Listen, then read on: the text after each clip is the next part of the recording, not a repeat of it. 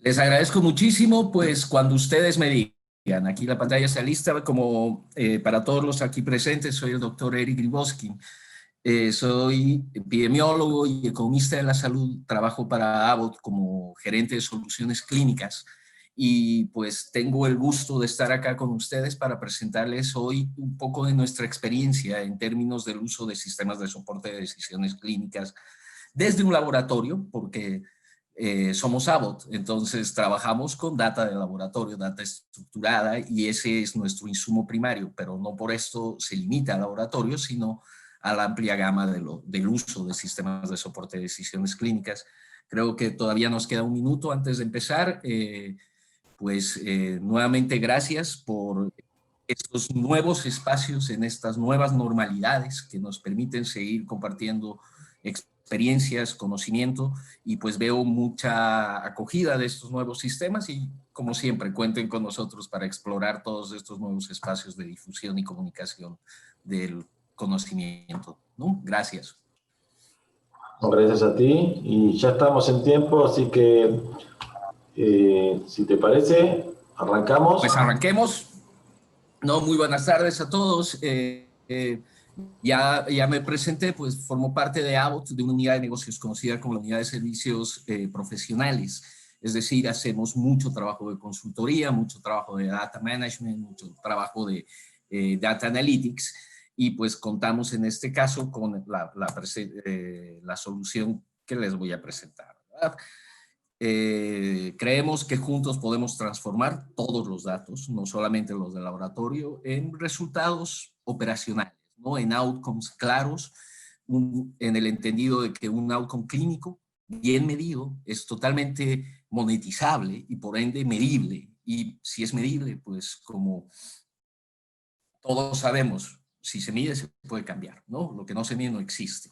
¿No? Trabajamos con distintos proveedores, pagadores y pacientes para lograr un mejor desempeño de estos resultados, integrando, desde luego, equipos de personas, integrando plataformas de datos y manejando de forma inteligente los procesos. Mejora continua de procesos es parte de nuestro axioma, si queremos así llamarlo, ¿no? Hoy voy a presentarles un poco de la experiencia en Latinoamérica. Son experiencias ya del mundo real, donde lo interesante pues es salir de estos escenarios teóricos, donde realmente podemos hacer maravillas, ¿no? Pero al momento en que nos enfrentamos a qué está pasando con los diferentes ecosistemas tecnológicos en Latinoamérica, pues lo interesante es que uno comienza a atravesar experiencias de ensayo-error, experiencias de proceso de prevención ya de posibles errores que se presentaron en proyectos similares. Les vamos Diría, a hablar. perdón Eric, no se está escuchando bien. Oh, lo siento, ¿acá me escuchan? Sí, te diría, apagar la cámara por las dudas. Perfecto, mejor le quito esto y... A ver, vamos.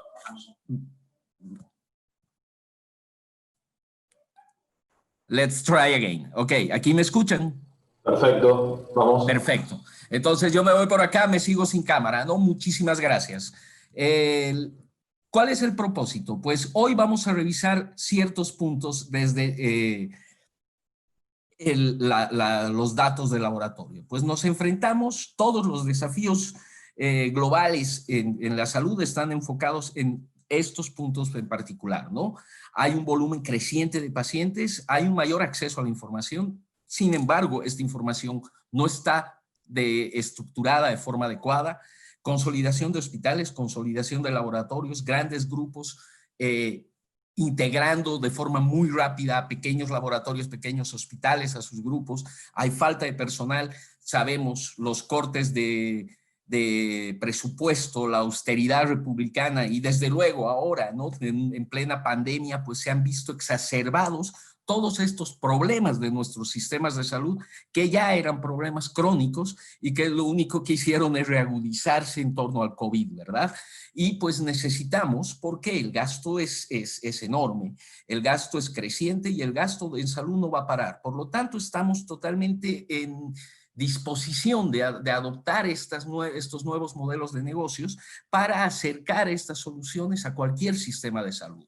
No, acá les pongo una imagen pequeña, estos datos los actualizaron en el portal de Helmetrics para el 2019 y vemos qué está pasando con la Argentina. Si vemos este cuadrado en términos de años de vida ajustados por discapacidad, pues es toda la patología cardíaca, oncológica, la que está produciendo esta carga de la enfermedad en términos de discapacidad, y obviamente acá en este cuadrante, si podemos dividirlos, deben ir por un 16.6% de la carga total de la enfermedad, cada uno de estos grandes cuadrantes que estoy mostrando en este momento, ¿no? Todo lo cardiovascular, acá tenemos lo metabólico, pues acá, ¿por qué le hago énfasis en lo cardiometabólico en general? Es porque los ejemplos que vamos a presentar van muy enfocados a este tipo de manejo de enfermedades. Sin embargo, toda la parte oncológica que tiene un buen seguimiento por laboratorio es susceptible al uso de nuestro sistema de soporte de decisiones.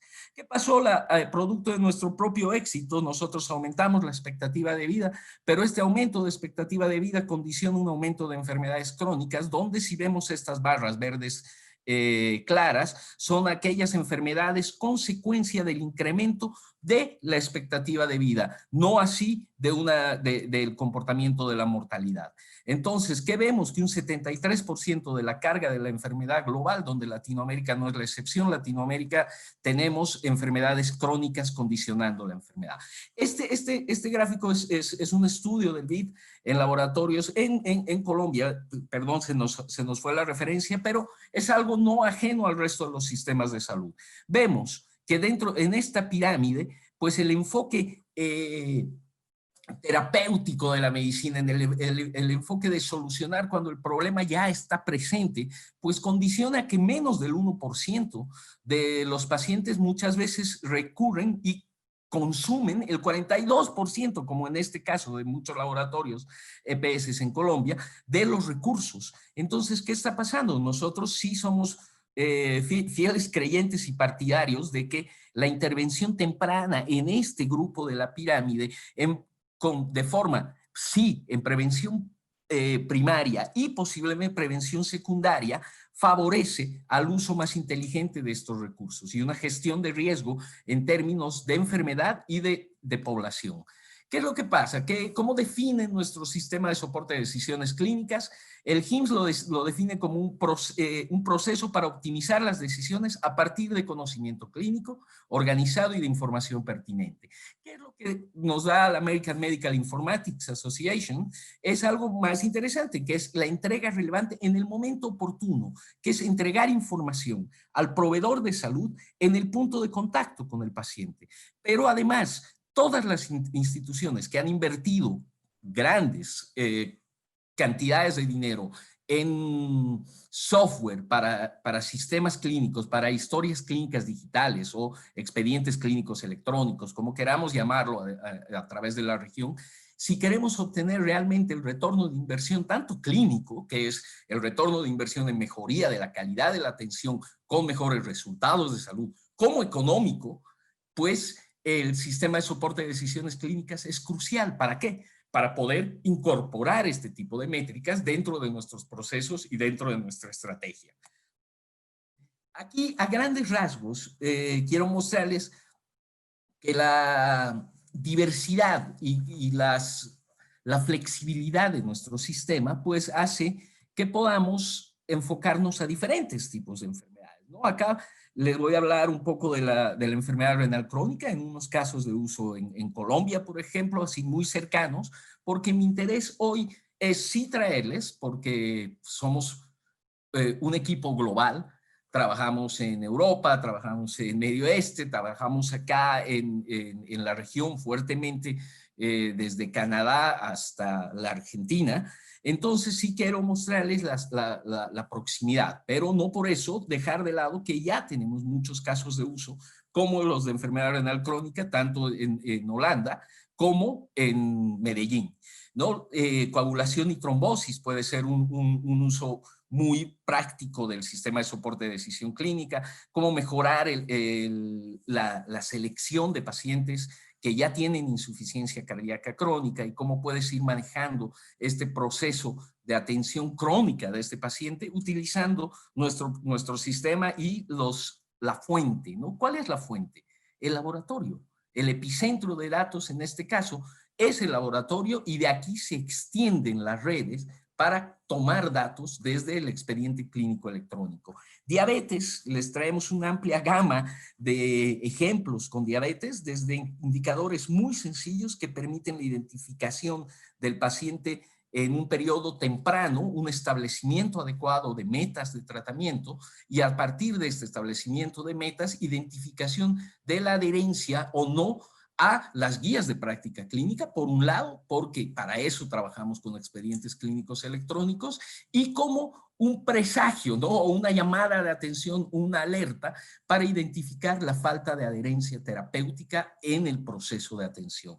Lo mismo en sepsis, tenemos un caso en Salamanca, de eso los voy a presentar más adelante, ya no entro en detalle, en reembolso y comorbilidades, y en fin, todos estos ejemplos que les dejo acá son, van a ser vistos con detalle y pues creo que vamos con muy buen tiempo porque estamos con 10 minutos de presentación, entonces sí voy a hacer una presentación detallada de estos casos y obviamente dejo abierto el espacio para responder preguntas, para interactuar con ustedes, porque nuevamente, estos nuevos espacios de esta nueva normalidad no tienen por qué impedir, más bien debemos abrazar la tecnología para generar más espacios de difusión, contacto y networking, ¿no? Entonces, con esto dicho, les presento uno de nuestros proyectos. Este es uno de los consentidos aquí en México. Es un pequeño laboratorio. Es un pequeño laboratorio, pero con mucho alcance, ¿no?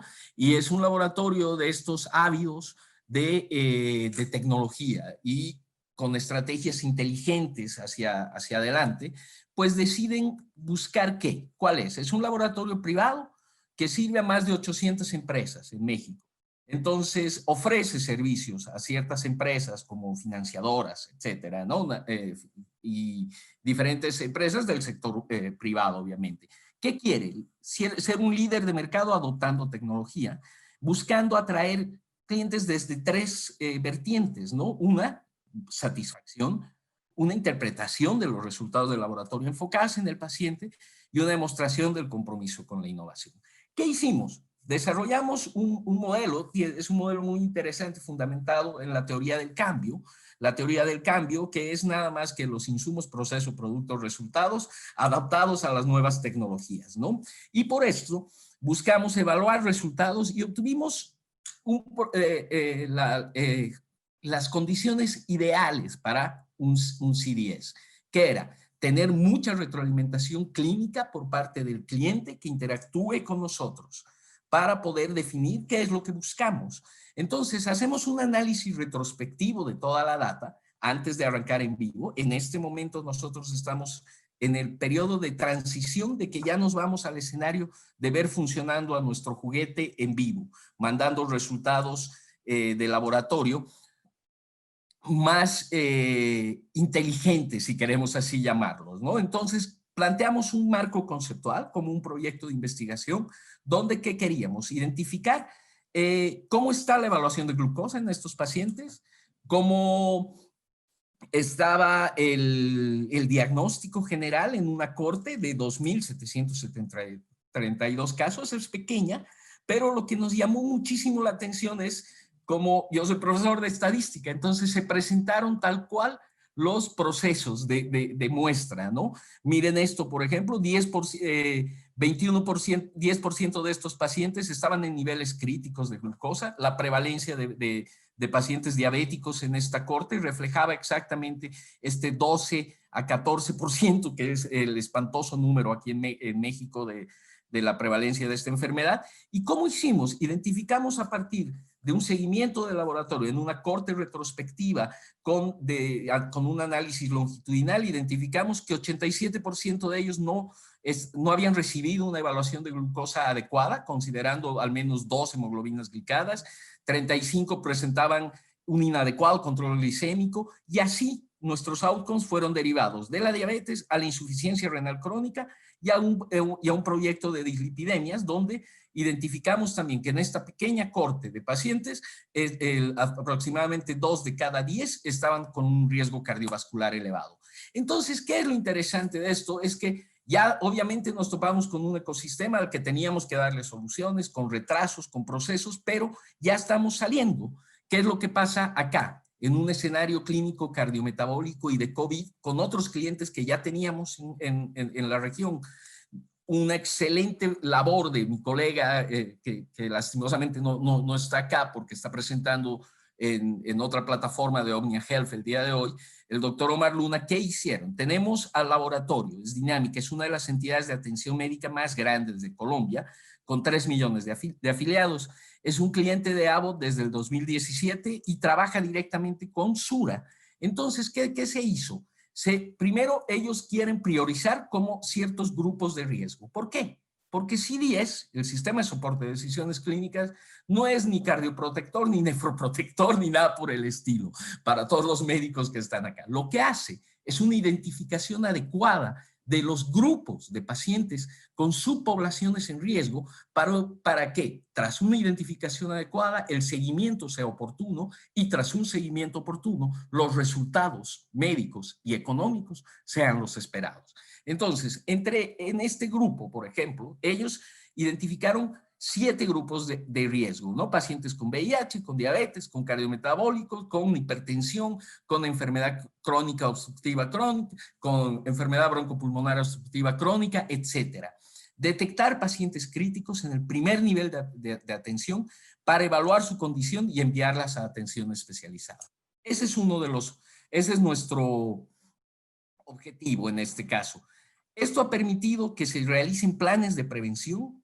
Se están desarrollando protocolos específicos, por ejemplo, para la inmunosupresión, y que además, ¿qué pudimos hacer? Pues ya teníamos el sistema funcionando en vivo y teníamos grupos de riesgo. Si se fijan, todos estos grupos de riesgo son prácticamente el reflejo de los grupos de riesgo del COVID.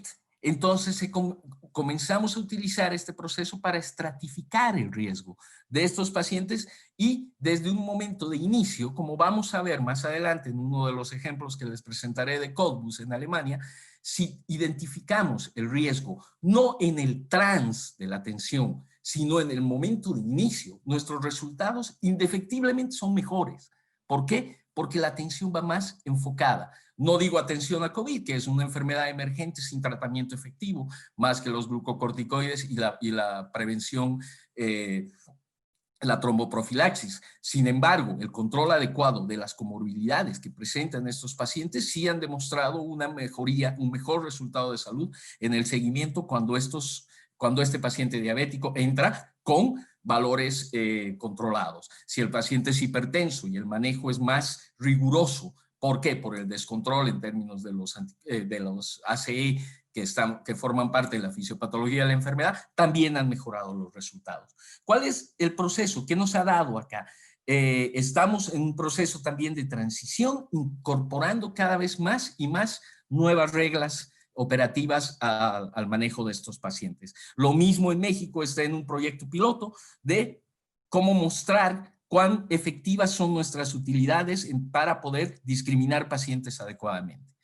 ¿Qué pasa acá cuando queremos enfocarnos no solamente al resultado clínico, sino también al manejo de las finanzas de un laboratorio como este en Alemania, que necesitaban que ellos reciben reembolsos? ¿De qué tipo?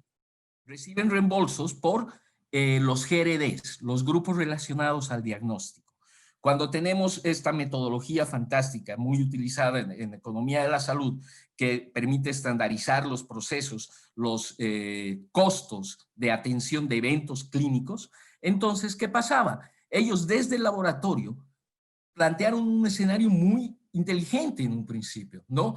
¿Qué es un GRD? Si tenemos un GRD de un paciente infartado, pero este paciente infartado fue un episodio aislado, versus un paciente infartado que además es diabético, que además tiene una insuficiencia renal crónica en grado 3. Entonces, el GRD puede valer el costo total de la atención de un paciente con comorbilidades puede ser de 3 a 5 veces mayor que un paciente en el que es codificado desde un inicio como un evento aislado sin comorbilidades asociadas. Entonces, a partir de los resultados del laboratorio, nos permite identificar las comorbilidades de estos pacientes desde un inicio, ¿no? Lo primero, como les presenté en el anterior, se hizo un análisis retrospectivo, que es parte de nuestro proceso. Sigues una corte de 12.395 episodios con 70 reglas operativas, muy sencillas. Con estas 70, en este grupo se identificaron 1.700 comorbilidades. Al identificar las comorbilidades y que el GRD del pagador corresponda al real, ellos prácticamente cubrieron el costo de nuestra intervención en menos de 3 a 6 meses de juego retrospectivo, porque se identificaron todos los procesos donde no estaban siendo reembolsados adecuadamente.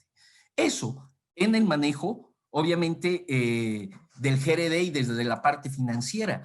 Pero ¿qué fue lo interesante en este escenario? Que es lo bueno que queremos mostrar, es que cuando ya tenemos el ecosistema adecuado para poder ir jugando como epidemiólogos, por ejemplo, ok, sabemos que hay un buen resultado, miren, me voy a ir acá, esta misma paciente, una vez que se implementó el CDS, se identificó de inicio que tenía menos días de internación, pero hay algo en epidemiología que no podemos negar, que se llama la fracción atribuible. La fracción atribuible nos quiere decir cuánto le puedes atribuir del éxito de un resultado de salud a una intervención específica. Y pues también como expertos en evidencia, si alguien nos ofrece una panacea, yo desde de inicio soy escéptico, ¿no? Y digo, ¿qué es lo que estamos ofreciendo? Porque esto implica pues cambios mucho más complejos más allá de recibir información oportuna. Necesita cambios conductuales, necesita cambios de proceso dentro de la atención, pero había aquí algo muy llamativo. Simplemente se identificaba que desde el inicio, en casos muy similares, haciendo un pareo, pues habían disminuido los días de internación. Entonces, ¿qué?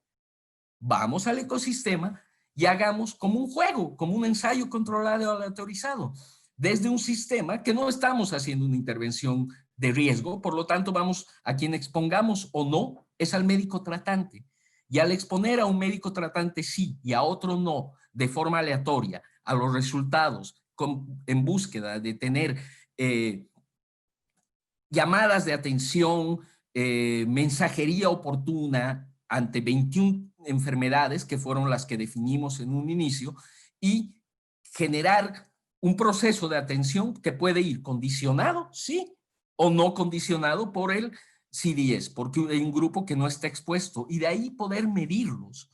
Fue lo interesante que en esto, desde el primer día, pudimos ver que el seguimiento de las recomendaciones, como es el propósito de CDS, era algo tan sencillo que era más fácil seguirlo que no hacerlo.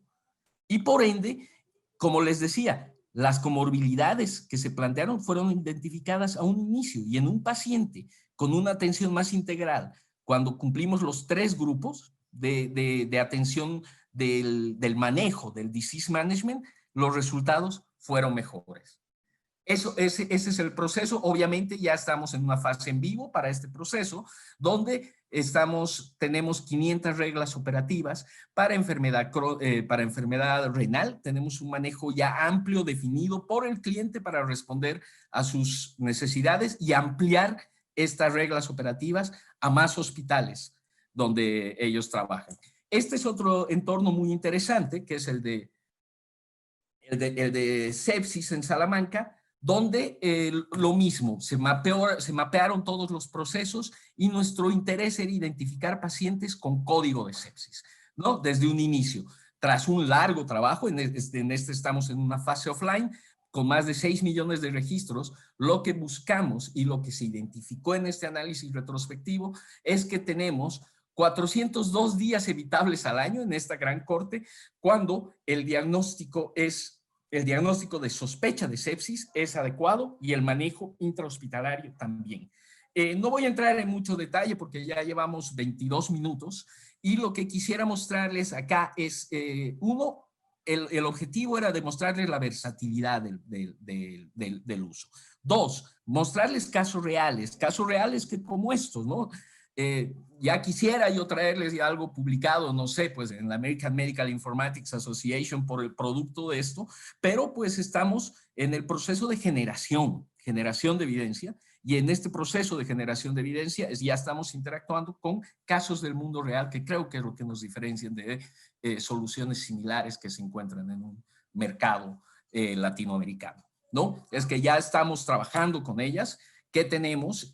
Un ejemplo, ¿qué valor le ofrece al INEQ CDS? Tenemos otros casos como informar informes de alta calidad. Pues este informe definido en función a los resultados propios de mi paciente Alberto Pérez, de 53 años, con 2 comorbilidades, porque además es hipertenso y está en insuficiencia renal en grado 1, ¿cómo tiene que ser su manejo? Desde un inicio que nuestro algoritmo identifique y haga esta estratificación de riesgo, y que tanto el paciente como el médico tratante, como los administradores estén recibiendo esta información, compartiendo, hace la medicina más personalizada, e inevitablemente vamos a tener mejores resultados, ¿no?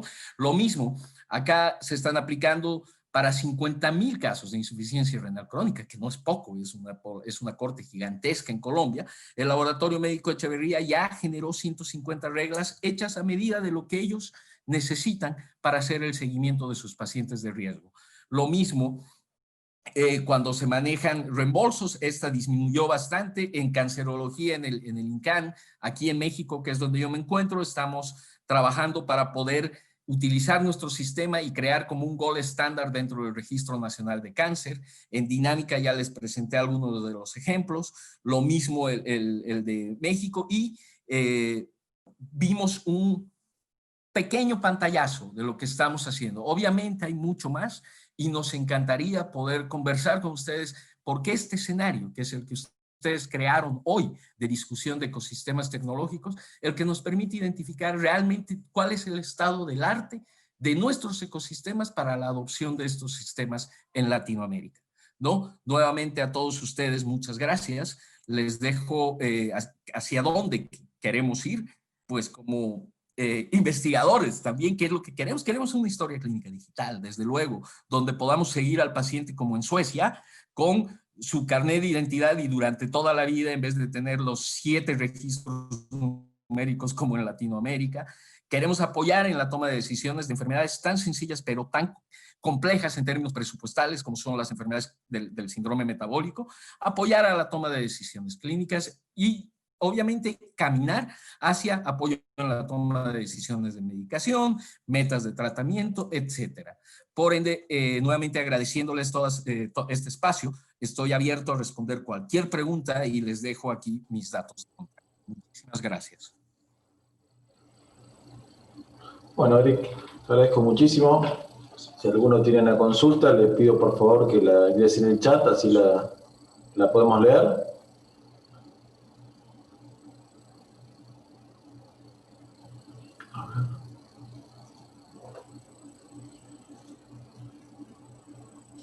A ver si alcanzo a ver, creo que no tengo acceso al chat, déjenme desde acá. Entonces tenés igual, si les dejo parece acá mis datos de contacto. Perfecto. Me imagino que esto, que esto queda grabado. Por favor, pueden acceder a cualquier tipo a esta presentación. Y sí, digamos, el ejemplo de Salamanca, que lo tengo aquí en la cabeza, se fue muy rápido. Pues hagan una pregunta, ¿no? Si ustedes trabajan con sepsis, si ustedes tienen más atención crónica, si ustedes están indagando en cómo poder abordar a pacientes oncológicos, o si su interés es la enfermedad renal, pues acá están los datos. Estamos prestos a interactuar con ustedes como actores del cambio en estos nuevos ecosistemas y en estos nuevos espacios de uso de soluciones tecnológicas en Latinoamérica, ¿no? Muchas gracias. A ti, yo te preguntaría algo más de la parte técnica, de cómo alimentas el sistema, ¿en dónde nutrirías la información del sistema? Uy, excelente pregunta. Ahorita veo que se nos fue una de las diapos. Esas que es el ejemplo. Mira, el sistema, al ser un motor de búsquedas, puede unirse a cualquier base de datos, ¿no? Las bases de datos, lo más importante, nosotros en este momento trabajamos donde tengas un list un sistema de informático de laboratorio, nuestro sistema de soporte de decisiones clínicas es utilizable. Desde luego, si este LIS está interfazado con una historia clínica digital, como hablábamos el año pasado en ADECRA, pues es el mejor escenario porque hace mucha más robusta nuestra información. Sin embargo, más allá del escenario clínico, que es un LIS y un GIS, si tú quieres que sumemos esto, no sé, a un SAP para evaluar la parte contable, es válido. Si con imágenes todavía no es lo suficientemente robusto como para decirte que sí, pero es factible analizar la interpretación, ¿no? No sé si responde a tu pregunta y si quieren ampliarla. No, está perfecto. La verdad, clarísimo. Te agradezco mucho la presentación. No tengo preguntas para vos por ahora. Cualquier cosa te contactamos por mail. Excelente, excelente. Como les digo nuevamente, muchas gracias. Es el momento de crear estos nuevos espacios en estas nuevas normalidades, ¿no? Bárbaro. Muchas gracias a todos.